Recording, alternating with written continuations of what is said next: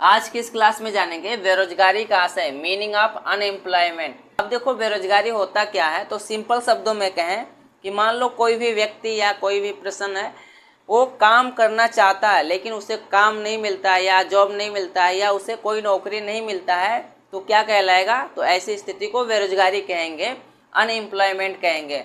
अब देखो बेरोजगारी को एक ऐसी स्थिति के रूप में परिभाषित किया जा सकता है जहां जीविकोपार्जन करने के लिए तैयार लोग नौकरी पाने में विफल रहते हैं। ठीक है, अपना जीविका चलाने के लिए या अपना काम चलाने के लिए लोग तैयार तो हैं लेकिन उन्हें कोई जॉब या कोई नौकरी नहीं मिलता है, तो क्या कहलाएगा? बेरोजगारी कहलाएगा। और बेरोजगारी रोजगार की कमी को कहते हैं। ठीक है, लोगों को रोजगार नहीं मिलता है तो उसे क्या कहते हैं? बेरोजगारी कहते हैं। और सरल तरीके से इसका अर्थ है बेरोजगार होने की स्थिति से है। देश के विभिन्न राज्यों में बेरोजगारी अलग अलग है, मतलब देश के जितने भी राज्य हैं उसमें बेरोजगारी अलग अलग है या अलग अलग प्रकार से है। जब किसी व्यक्ति को पूर्णकालिक काम नहीं मिलता है तो उसे अल्प रोजगार कहा जाता है। मतलब क्या होता है कि जब किसी व्यक्ति को हमेशा के लिए काम या लंबे समय के लिए काम नहीं मिलता है तो उसे क्या कहते हैं? अल्प रोजगार कहते हैं। अर्थात शॉर्ट टाइम के लिए मिलता है जो काम, वो अल्प रोजगार के अंतर्गत आता है। जब किसी व्यक्ति की उत्पादकता और आय उसके व्यवसाय को बदलने से बढ़ जाती है तो उसे अल्प रोजगार के रूप में जाना जाता है।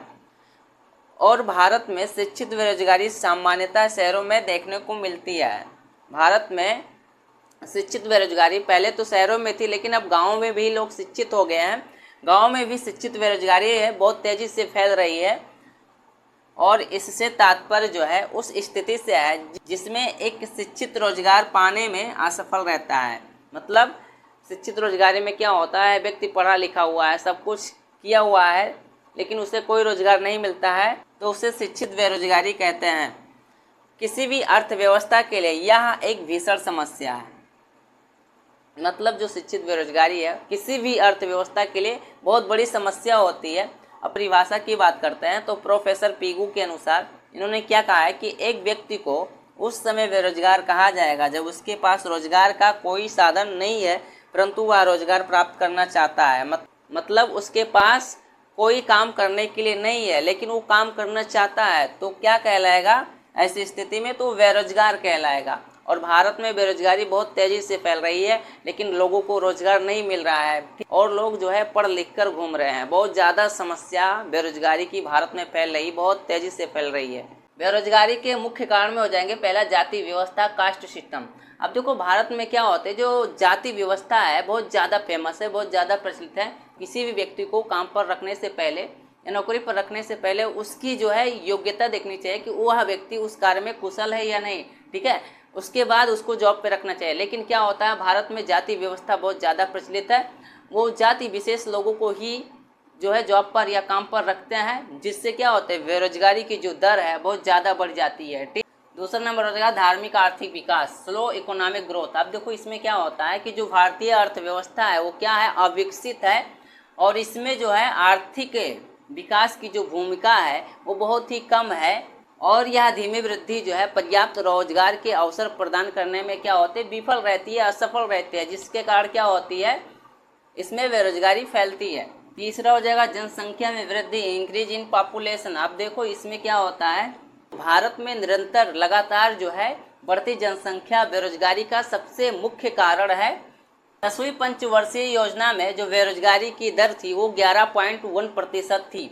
चौथा नंबर हो जाएगा कृषि एक मौसमी व्यवसाय, agriculture is a seasonal occupation. अब इसमें क्या होता है, भारत में जो कृषि है वो भी अविकसित है, वैज्ञानिक तरीके से अभी भी गाँव में खेती नहीं की जाती है।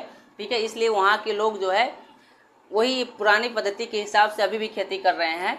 और जो भारत की कृषि व्यवस्था है मौसमी होने के कारण, मतलब सीजन के हिसाब से होने के कारण जो है बहुत ही कम लोगों को रोजगार प्रदान करती है। अर्थात बहुत कम महीनों तक जो है लोग उसमें थोड़ा बहुत पैसा कमा पाते हैं और ऐसी स्थिति में क्या होती है बेरोजगारी की दर जो है बढ़ती जाती है। 5 नंबर हो जाएगा कुटीर और छोटे उद्योगों का पतन, fall of cottage and small scale industries.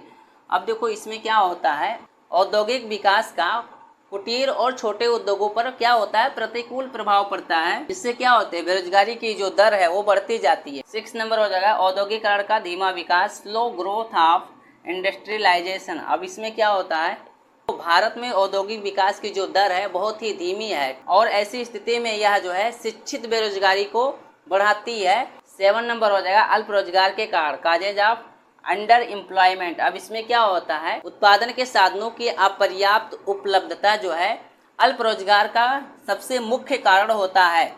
8 number हो जाएगा दोषपूर्ण योजना, डिफेक्टिव प्लानिंग। अब इसमें क्या होता है, श्रम की आपूर्ति और मांग के बीच का व्यापक अंतर दोषपूर्ण योजना का क्या है, मुख्य कारण है जो बेरोजगारी की दर को बढ़ाता है।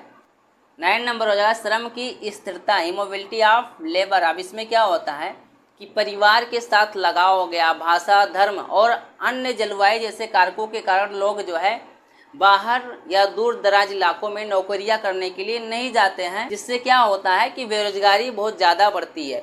और 10 नंबर हो जाएगा संयुक्त परिवार प्रणाली, ज्वाइंट फैमिली सिस्टम। इसमें क्या होता है, बड़े व्यवसाय वाले बड़े परिवारों में परिवार के सभी सदस्य उस व्यवसाय से होने वाली संयुक्त आय पर निर्भर करते हैं या रहते हैं, और जो परिवार के सदस्य होते हैं वो सभी लोग जो है काम करते हुए प्रतीत होते हैं, परंतु क्या करते हैं, वो काम तो करते हैं लेकिन उत्पादन में कोई उनका योगदान नहीं होता है, और इस प्रकार जो है वे अदृश्य बेरोजगारी के लिए शिकार हो जाते हैं, और इस प्रकार वे लोग जो है अदृश्य बेरोजगारी का शिकार हो जाते हैं।